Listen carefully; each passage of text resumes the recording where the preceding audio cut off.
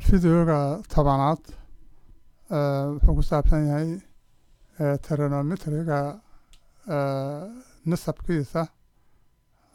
astaamaha gooniga ah ayuu ku saabsan yahay marka waxaa ugu horeeya astaamahaas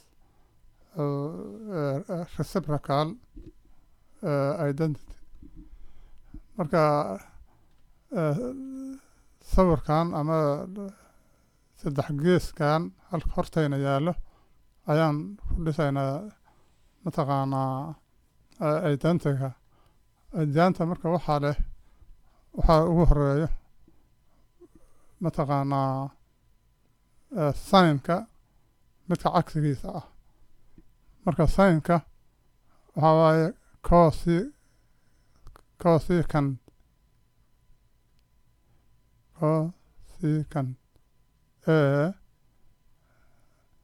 wuxuu la mid yahay halkaanaa joogtaa cosecantiga marka cosecant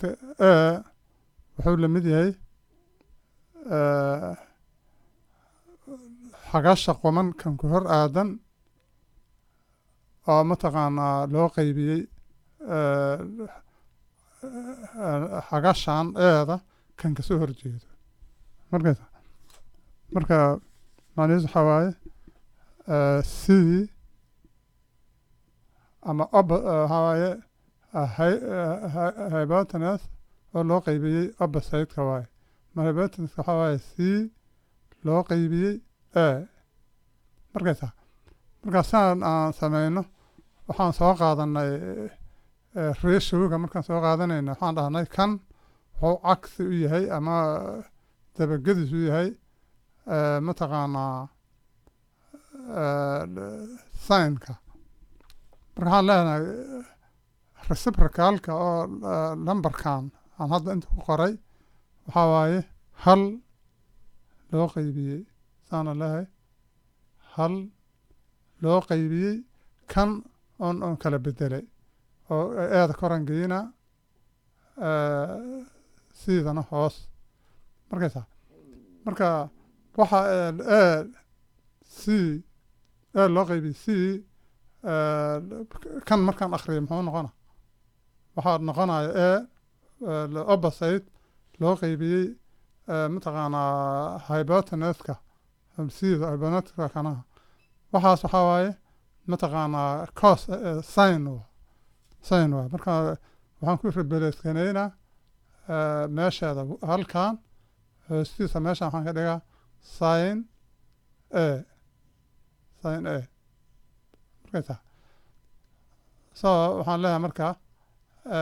kan cosecant waxay la mid tahay hal loo qaybiyey sin markaysa marka identika kaas waxaa ku xogo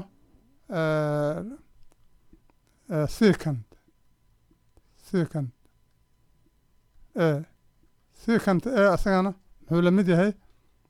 la mid yahay xagasha qumankan kore aadan oo loo qaybiyey deriska kan ah jida deriska waxaan leeyahay c loo qaybiyey b kanna haddaan aan reciprocalkiisa keeno wuxuu noqonayaa hal iyo kanoo la philip gareeyey mataqaanaa b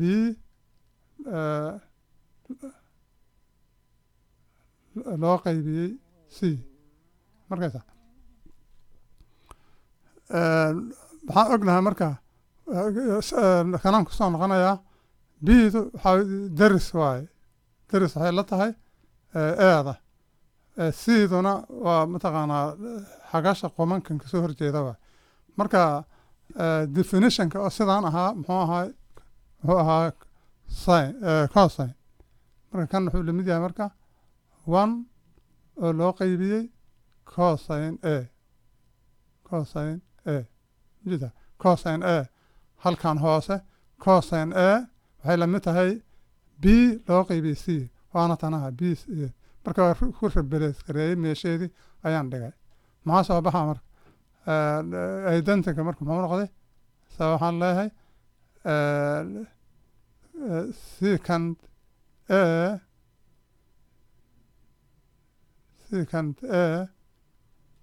waxay soo baxaysaa hal loo qaybiyey cosine a markaysa kan ku xiga waxaa waaye mataqaanaa saddexdii hore kan cagsigu ahaa waa cotangent hadana cotangent halka qora waxaan leeyahay cotangent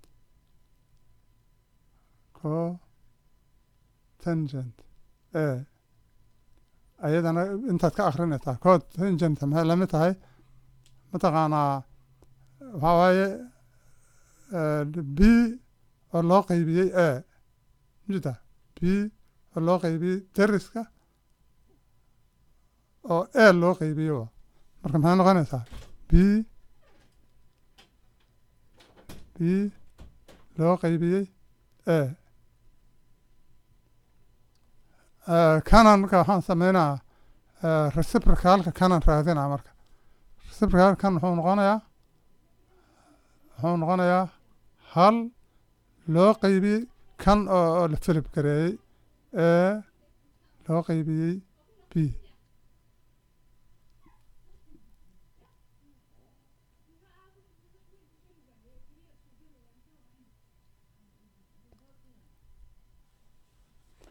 intaan marka imaanaysaa waxa ah muqaabalka angalkan sayska ku haartan oo loo qaybiyey midka dariska muxuu ahaay tangent u ahaa tangent waxaan dhahay tangent u ahaa equalaan leeyahay waxaan leeyahay halka sidiisaan u qaadaa kanna tangentan ku bedelaa tangent a tangent a markaysaa maxaa soo baxaa marka identiga muxuu noqday soo cotangent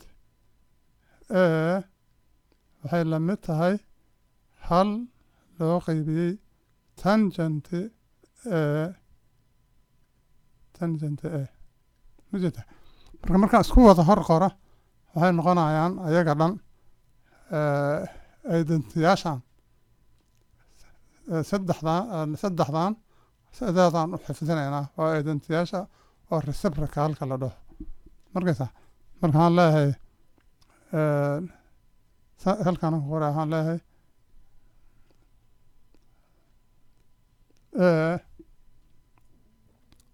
secant cosecant waxay la mid tahay 1/sin a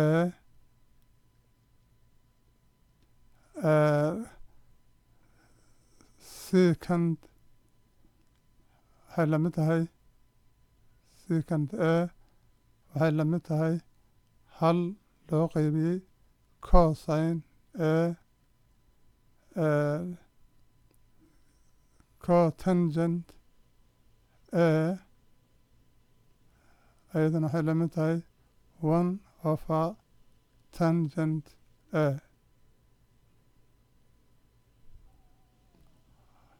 marka identiyaashaas inaan xifdinaa lagala rabaa oo maskaxda ku hayno marka dhowto su-aalna la weydiiyo aan ka jawaabi karno jida halkaas saddexdaas waa inaan xifdisannahay sababtoo ah markii waxna la weydiiyo aan aada u adeegsan doonaa examblada soo socdan bixi doono